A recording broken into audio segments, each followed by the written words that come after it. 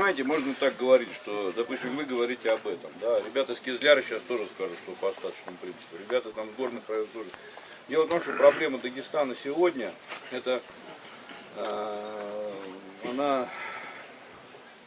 ну, чтобы понятно было всем, на самом деле Дагестан очень высокодотационный. Но в Дагестане есть потенциал такой очень серьезный, в том числе, особенно в Южном Дагестане по агропромышленному комплексу, чтобы из дотации выйти на самоокупаемость, самофинансирование.